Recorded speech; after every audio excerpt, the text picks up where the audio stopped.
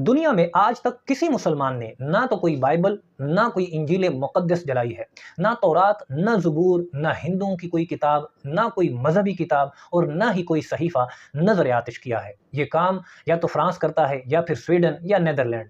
ये लोग पहले फ़लसफ़ियों और साइंसदानों को जलाते थे, आजकल ये लोग किताबों को जलाते हैं।